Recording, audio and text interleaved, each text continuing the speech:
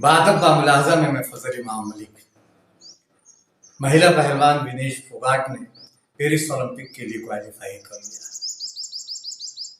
हम इस पे बात करेंगे, लेकिन इससे पहले एक गुजारिश, एक निवेदन है कि अगर अभी तक आपने बादब बा मुलाहजा को सब्सक्राइब नहीं किया तो इसे सब्सक्राइब करें, लाइक करें और ज्यादा से ज्यादा शेयर करें, ताकि हम जन सरोकारों की पत्रकारिता को और बेहतर ढंग से आगे बढ़ा सकें।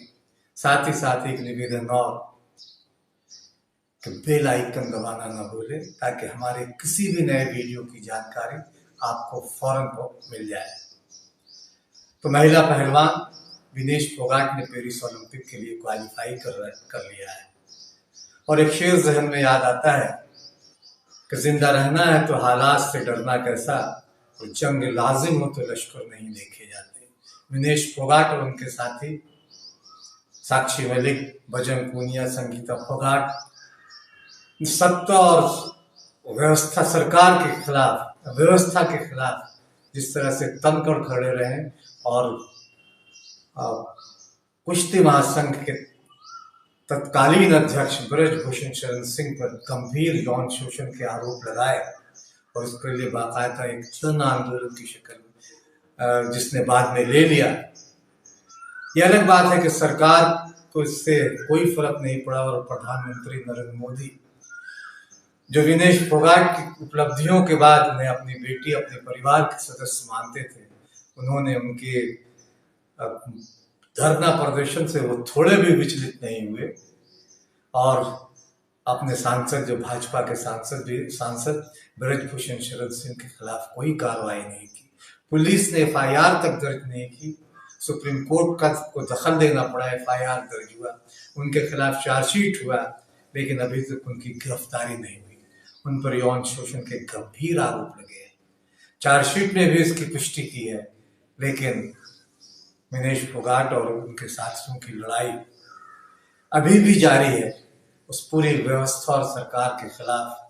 और वो जो सरकार की आंखों में आंखें डालकर बड़ी हिम्मत के साथ पहली बार कोई महिला खिलाड़ी या खिलाड़ी ने एक साथ सामने आई और यौन शोषण की बात की, क्योंकि यौन शोषण देश के खेल जगत में कोई बहुत नई चीज नहीं है। महिला खिलाड़ियों का यौन शोषण होता रहा।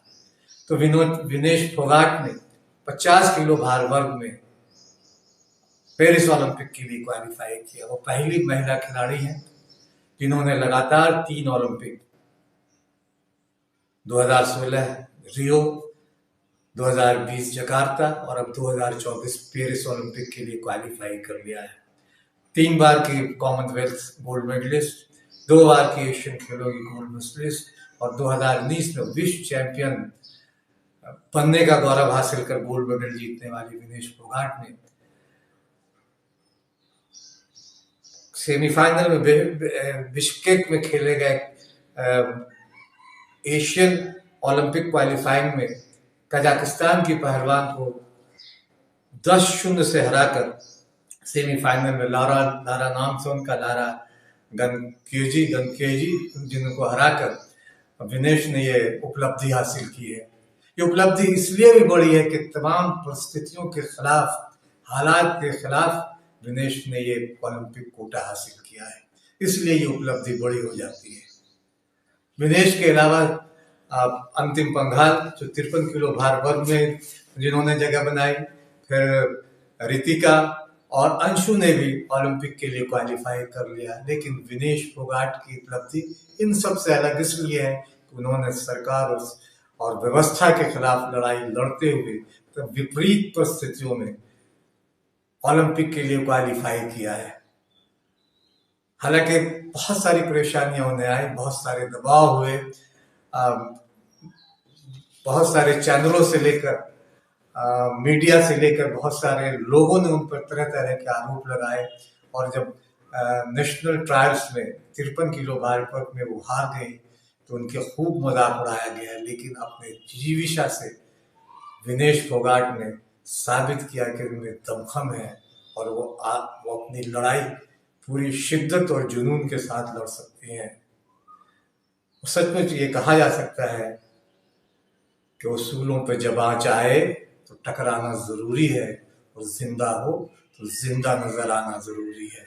विनेश फोगाट और उनके साथी जिंदा हैं, इसलिए पूरी शिद्दत के साथ आज भी व्यवस्था और सरकार से लड़ाई लड़ रहे हैं, और उन महिला आने वाली नस्लों के लिए एक नजीर तो वो बन ही गए हैं। उम्मीद की जानी चाहिए कि विनेश फोगाट और दूसरे महिला पहलवान ओलंपिक में भारत के गौरव को आगे बढ़ाएं, मेडल जीतें, और इन भारत के लिए, देश के लिए, देश को गौरव के क्षण प्रदान करें। उम्मीद की जानी चाहिए कि विनेश जो तमाम हालात से लड़कर, सत्ता और व्यवस्था के खिलाफ लड़कर आज जब ओलंपिक में कोटा हासिल किया उन्होंने, तो आने वाले दिनों में पेरिस में वो चमकदार प्रदर्शन करेंगी और मैट पर अपने तमाम प्रतिद्वंदियों को हराकर देश के लिए मेडल जीतेंगी। उन्हें शुभकामनाएं, उनके साथ साथ दूसरी महिला पहलवानों को भी शुभकामनाएं।